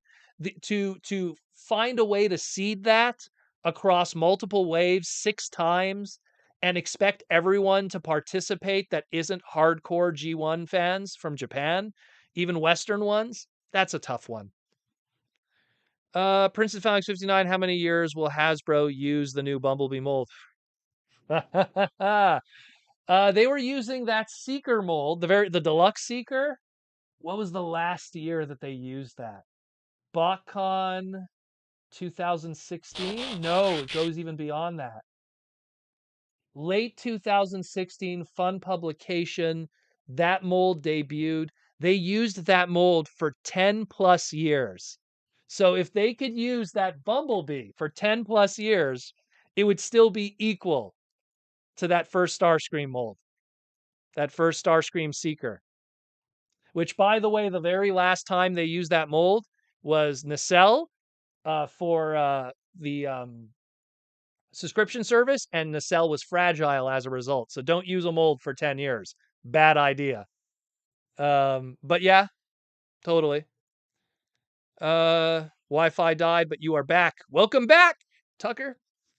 Rodimus Supreme, not Proto. Paul somehow thought Energon Bulkhead was Tidal Wave. Oh, okay, that's what he was talking about. Okay, I must have missed something. Energon Bulkhead was supposed to be an old man Springer in the Japanese version that came with like an Ed 209. I love that. The toy's cool. The way he was depicted in the show was kind of funky. And I'm talking the Japanese version. I don't watch the dubs of the Unicron trilogy. Not my jam. Uh Wanted to get Tidal Wave for a while, says James. One day. One day you'll get the best version now. It's definitely gonna be the best version. Although the old one's great too. Uh Where are we at? David Cabal, I want to try a new Monster Tacos at Jack in the Box. I have a Jack in a Box near my house. I never went to one. I wonder if it's any good. Wonder if it's any good. One day I'll swing over there. Link CW, was there any Stunticons in the Starseeker crew since they've been doing all the G2 Stunticons at Walmart? Well, the Starseeker listings that we have thus far for Walmart, I'm going off the top of my head here. We have another Rock guy, which is obviously going to be a repaint. Deluxe Rock. We have Filch from Transformers Robots in Disguise 2015, the bird female character. We got Lockdown, which is probably going to be a repaint retool of Axle Grease. We have oh my god, who else was in that listing? I'm going off the top of my head here.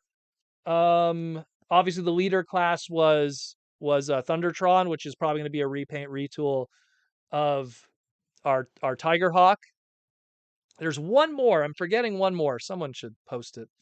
But there's one more. But no signs of any of those guys, unfortunately. No signs of that. Tom Laney, why don't the designers ever show up for Cyberverse or Earthrise? Are they the bottom of the barrel? The designers that do Cyberverse and Earthrise product, from what I was told by Ben, are the West Coast designers in Hasbro Studios in LA.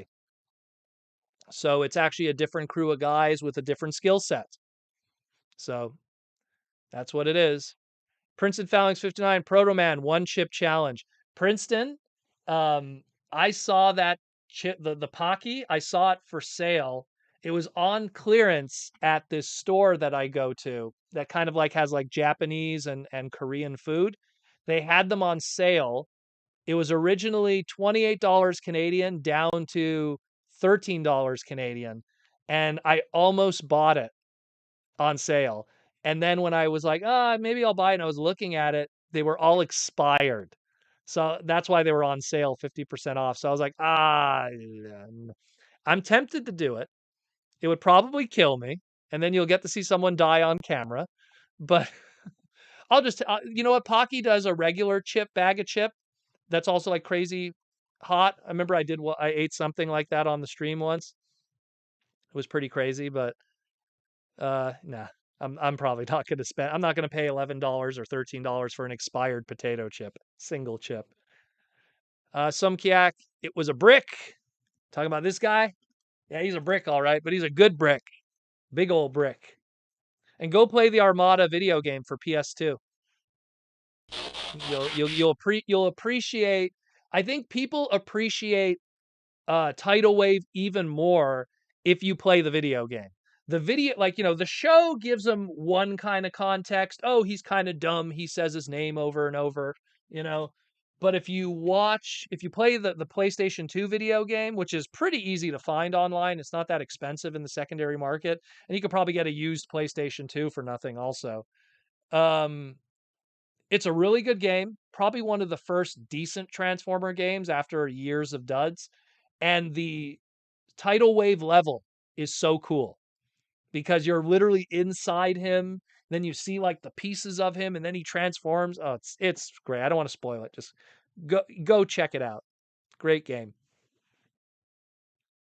James, speaking of swords, got Legacy Bulkhead Bludgeon today and discovered he can two-hand his sword and use it dramatically. It's cool. Yeah, that's the one that's based off of Tarn. I'd love to get that one because that's the Alex Milne designed one that Alex worked on. Really cool, James. Most definitely Spider Monkey with some kind of currency. I'm going to assume Australian $5 Spider Monkey. $5 Spider Monkey currency. All the new characters and still no Sunstorm. Do you think we have missed out now? No, no, no, no, no, no. No, no, no. They are going to do a Sunstorm. Mark my words. It's coming for sure. They will not miss out on a yellow Seeker Jet. They will do it. Don't worry, Spider Monkey. That is coming. They will never let that slide. Ashnud, so the G.I. Joe Shockwave just pushed the Transformer 1 out. Did I miss something here? G.I. Joe Shockwave just pushed the Transformer 1 out. I guess I missed something there. What do you mean, Ashnud? Michael Koo, which Titan class figure has been retooled or retooled, and whom? Well, of the Titan classes, you got Metroplex into Fortress Maximus as a retool, as well as the many repaints of Metroplex himself, the chrome colors, that they did for San Diego Comic-Con. Then you go into, I just have to turn my head a bit. Then you have to go to Titan class, Combiner Wars, Devastator. He had one retool, which was they gave him like more different accurate head sculpt as opposed to the retail one. So he had one repaint retool that was a San Diego Comic-Con to a retail version. Fortress Maximus, Japanese version, Western version, the repaint into Grand Maximus, which only has like 1,500 units. Then we got Triptychon, no repaints, amazingly. I'm surprised they didn't do a Gigastorm, maybe because it just didn't sell well. Then you got Predaking, one release, no repaints. That's a tough one to do a repaint unless you do like a Shattered Glass Colors or something. Probably didn't sell well. Maybe that's why. Then you get into Omega Supreme. We did get a repaint from that. We got the Omega Sentinel. After that, we got Scorponok, got the repaint from that through Black Zarek. Then we got the Arc, which no repaints yet, but they might do something with that in the future. And then of course we got Metroplex. I believe I didn't forget anybody. Metroplex Titan class, Cybertron. Then we got the Nemesis. Did I forget something? This is all off of the top of my head and turning my head every so often. My brain hurts. But yeah, I believe that's all of them, Michael Koo. I believe that's all of them. So that should give you your answer. The better question is the Commander classes. Because so far of all the Commander classes we've gotten, only one has been repainted thus far. Technically two, if you count the box set Menasor, which is like such a slight repaint of the Commander class, but so far only one has gotten a true repaint, and that's Shattered Glass Jetfire from the actual Jetfire. All the other Commanders haven't had full legitimate repaints yet, which I'm surprised. Like, you could take Rodimus and do him gold and call it Primus, or black, or even the black Rodimus, Black Convoy, Nemesis Convoy, Shattered Glass Rodimus. There's so many versions you could have done with that. But they went with the Voyager instead. Which I don't blame. That mold's 10 out of 10.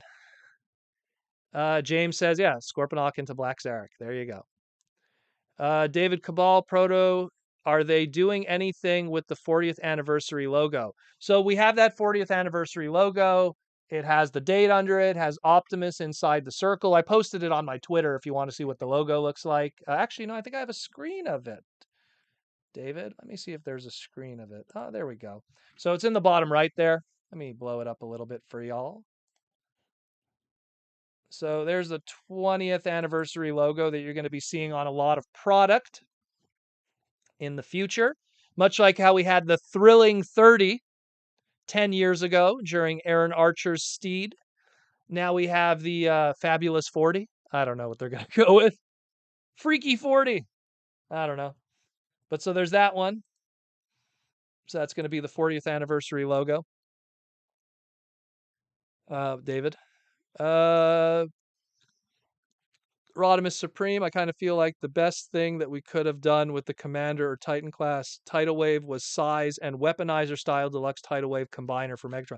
See, yeah, that's how I would imagine. Again, let's just go back to this just for a moment, just to give you guys like a scale comparison. Like, this fits on this, and look how comparable it is in size. So if they would have done something, I would have been fine with, remember what they did? What was it? Red Cog? Remember Red Cog, the Target exclusive? Do like a modulator in that kind of Voyager price point. Now, Red Cog was a deluxe, but he was a Voyager price point because he came with the extra accessories. But do something that's in that deluxe Voyager price point, have it that it breaks apart and then could go on Megatron. And then that way Tidal Wave could really be his own thing and really go crazy with them. Go balls to the wall. That would have been cool. But they have their plans, and I can't tell them how to do the job. David Cabal, do you think that will be a package for the 40th anniversary figure like the Legendary 7? Well, for sure the Legendary 7 are going to have some kind of representation. Actually, I probably want to. So someone asked Aaron Archer on his live stream, like, where does the term Legendary 7 come from? Mark and Evan, specifically Evan, told me that within Hasbro, this came up around the time of the John Warden era, where they were really trying to work on the Evergreen brand, which was, what are the key characters of our brand? What are the characters that if we show this around the world, no matter what level of fan you are of Transformers, you remember these characters? And they came up with 7. Those were the 7 characters, and here we go. I'm going to pull them all up right here because it's the good example of it. Because then they would use that Evergreen brand for everything. And who's those 7? Optimus Prime, Megatron, Grimlock, Bumblebee, Soundwave, Starscream, and, well, because they couldn't fit it in this card back, Devastator. Those are the 7. And whenever they do any licensing, merchandising, at the time, the Evergreen brand, the Authentics brand, it's these characters. Those are the Legendary 7. And that was an internal term used during the John Warden era. John Warden was a very hardcore G1 guy, and they really wanted to rally around what's going to be the guys that we use when someone licenses from us and they don't know enough about Transformers to license. Like, oh, hey, let me just grab this here. So, Jada Toys is going to be licensing from us. Use Legendary 7 guys. That's just how it is. And when you realize that, when you think about that, and you know what the Legendary 7 are, And then when you go to Walmart or you go to Dollar Tree or you go to Family Dollar, you go to wherever, and you see like, oh, it's generic G1 stuff. It's always going to be those 7 guys. Always going to be those 7. And that came from the John Warden era. John Warden was the one who gave us like, Combiner Wars, and he loves his Devastator and Combiners. And then that mentality of thinking stayed within Hasbro, and now we have the new crew. First Lenny took over for a bit, and now we have the Ben, Mark, and Evan crew. And that's still an internal term that's used for when they use it for marketing or licensing. So when you are doing characters that are going to fire on all cylinders in terms of sales, it's a legendary 7 character. You do a Devastator, it's going to sell well. You do a Fortress Maximus, maybe not so much so. You do a Starscream, it's going to sell well. You do a Hot Rod, and this is coming from the Hot Rod guy, maybe it might not sell as well, but a Starscream will. A Soundwave will always sell any day of the week. So they know that. That's where that kind of came from. One day I'm gonna really break it down. I'm gonna have the visuals and I'll show everything and explain it, but that's kind of where that came from. And that all came straight from Mark and Evan, talking with them. Evan, I'm going to have on the podcast in the future because Evan wants to do something with us. It's just that he needs to talk to his marketing guy, Jason, to work something out. T-Formers 2002 for $5. How you doing, T-Formers? I'm still interested in how Hasbro Takara will handle the Dino King crew names in the West. It's not easy to change like Convoy to Prime. Well, I could give you a perfect example of that because I got to work on that. Combiner Wars, Lio Kaiser. I got to do the copy for that box. And you know what they did? They were just like, think up some names. We are not going to trademark them. We are just going to use them. And the only one that they used that was a trademark name was Deathsaurus or Dezaris. But everything else, Yellbat. All the others, we just made up names that were not offensive. No Kill Bison or Hellbat. We made up some names that we knew were not going to be trademarked or used. They were going to be a one-shot thing. And it was just because they had to get some mileage out of those Combiner Wars molds that they put all that time and effort into, because it was a gamble to do combiners, because then what do you do with those molds afterwards? And they were able to get a store exclusive deal with, at the time, Toys R Us. So the rest was history. Here's your box set. Here you go. That's how they did it. That's exactly how they did it. So if they do a box set with Dino King, who knows? They might just straight up go with the Japanese names. Straight up. Oh, go Ryu, Enryu, like just go with the Ryus, all the Ryus. you know, they could just go straight up with Dino King. That'll be trademark. Maybe they'll trademark Dino King, and then the rest will just be whatever. That's what I think they might do. And it's a box set, so it's kind of easier to get away with that. Because you don't have to trademark everything with a box set. You could just Dino King. There you go. And then everything else is just fluff. That's probably how they got away with it with the Lio Kaiser, now that I think about it. I think Lio Kaiser was trademarked and Dezaris was trademarked. And then everything else wasn't because it was a box set. And they were just like, no big deal. Now that I think about it. I have to look at that box set. I have like all my box sets over there with the BotCon ones. It is what it is. Mikey and Louie, what's up? What's up? What's up? What's up? Just want to make sure I didn't miss anything. So many questions, and we have like 5 minutes left. Okay, I'm going to try to get all of these in. I do not want to miss any questions. I apologize, guys.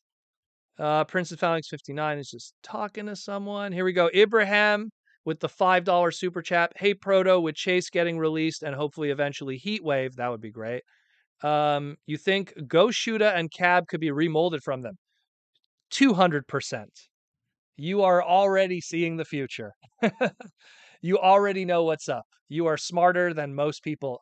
I didn't want to talk about it, but you already got it. Very good, my friend. 200%. I was talking about trademarks. I must have missed conversation. I'm sorry. Oh my goodness. We're like down to like 2 minutes. What the hell? What the hell? Everything flew today? Goodness.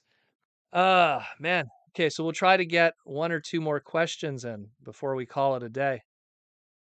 Golden Lagoon. James says it would have been cool to get a Golden Lagoon, but that's problematic in execution. Well, it depends. Like you can't do GPS gold plastic. Chrome is difficult to do today. You could do a painted gold, but then that could be expensive. It's tough to do that. Look at like a Bumblebee, right? And how they already talk about how, it's hard to do molded yellow and painted yellow to match up. So, and let's say Bumblebee is like a yellow, which you could perceive as gold, let's say, so it's tough. It's tough. Or the gold bug we got recently. That's probably about as gold as you get, and it's still kind of a maroonish brown, you know? Link CW would have to do a Ghost of Starscream, but that would be clear blue, and they use the Hollow Mirage or muted out, and then you would miss on the Seeker Sunstorm or all the other storms, Acid Storm. You know what? They do a Ghost of Starscream every so often. I turn around, I'm just looking at all the different versions of clear ones. I mean, right here, even this Seeker set, you had the clear one that was done through Cyberverse. Got all your ones there. And of course, again, Thrust, which clearly could have been just Sunstorm with those colors. Skywarp, look at that. That like it's UK almost, UK colors. Thundercracker's not too bad. And then a Ghost Starscream. I got this for this was like $10 on clearance, and I leave it in the package because it's so cool looking.